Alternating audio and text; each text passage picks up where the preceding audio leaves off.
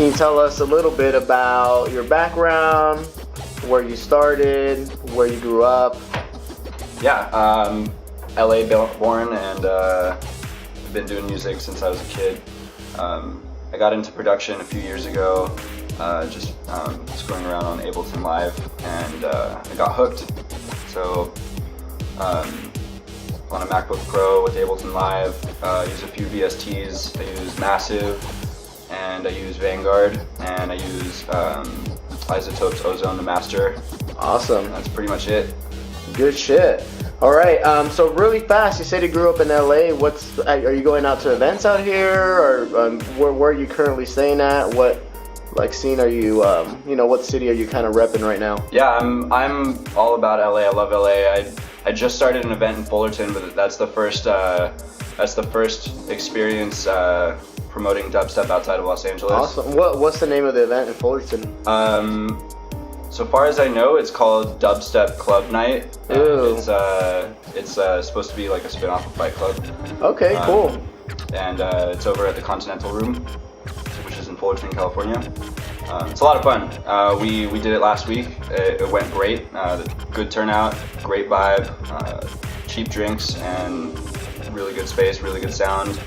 Everybody was happy. Yeah, gotta make sure you have the cheap drinks out there, huh? So you talked a little bit about your production setup that you have. Mm-hmm. Can you just let us know a little bit more about that? So you say you have MacBook Pro. Yep. You're producing on Ableton. Mm-hmm. Any specific VSTs that you recommend for people just starting out to produce, or? Honestly, if you're using Ableton Live, you really don't need to use VSTs to start learning how to produce. Okay. The plugins and instruments that come with Ableton are great, and they are the basis of the more complex VSTs that you can use. So if you get good at those, it won't take you any time to learn the other ones. And Massive is just a bigger version of what's already available in Ableton Live. So awesome. I would totally, yeah. So right now, how many dubstep tracks do you have complete? Complete and ready, I have about 9 or 10 off the top of my head. I've got a folder filled with ideas that I haven't really hashed out yet. It's like 25 or 30 tracks that I just kind of abandoned when I couldn't figure out what to do with them, but I definitely plan on getting back to those really soon. Before dubstep, what were you doing with production-wise? Honestly, nothing. I was playing guitar in a band with my best friend. I started out playing in bands, and dubstep was the first style of music that I heard that really got me into electronica from the production side. I've always listened to electronic music, but as far as going out and making it, nothing has really gotten me going besides dubstep. So awesome. I want to try other styles for sure, but that's the one that got me going. Yeah. So really fast, you said you came from kind of a rock background, played a little bit of guitar. How would you describe your sound as far as dubstep is concerned? Would you say it's influenced? Yeah, for sure. I wouldn't know who to compare my actual sound to, but I definitely have influences as far as learning production and the quality of production.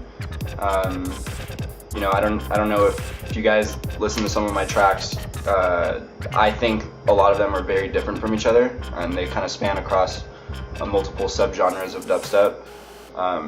I've tried the robotic kind of excision noises, and from that all the way to the quieter, more dark, cryptic mind sound.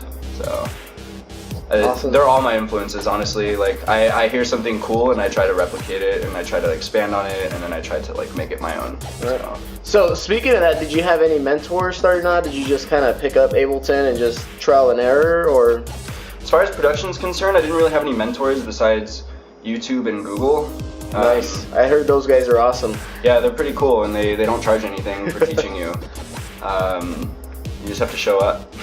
Awesome. So are there any producers right now that you have your eye on that kind of, either lead you into a specific sound that you're going towards, or kind of inspire you to make certain tracks? Yeah, totally. Lately I've been listening to Jay Kenzo's stuff that he recently put out on Beatport. Really sick, dark, minimal, just clean percussion. the Whittler, of course, super clean, master at producing. I think those guys, as far as coming up with the quality of production, those have been my two main influence recently. So I'm constantly comparing my tracks to theirs and seeing how my EQs shape up to theirs, and putting tracks like side by side and kind of A/B testing and kind of trying to get that sort of bass balance with the snares, all that. Awesome. For sure. So where do you foresee kind of dubstep going? I think that as a genre of music that has been constantly crossing over with other genres, I think it's just gonna develop into something more diverse with pop, with rock. I heard some big dubstep producers doing a remix of Korn. Yeah. I think that's the Skrillex one. Is that the Skrillex? Yeah, I'm not sure how I feel about it, but it's definitely interesting to kind of see. Yeah, I agree. Spread it Like, out.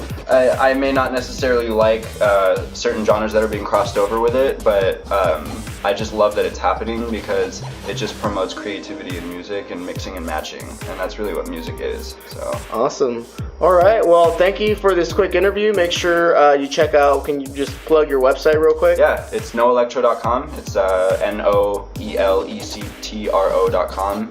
And SoundCloud's the same. It's soundcloud.com/noelectro. Awesome. And I believe the Facebook page is easy to look up. So Yep. Really fast, what track are we going to be putting on Bwomp.com? I did a remix of the Davy Crockett theme, the original one. I think Disney owns it, so I'm not selling it.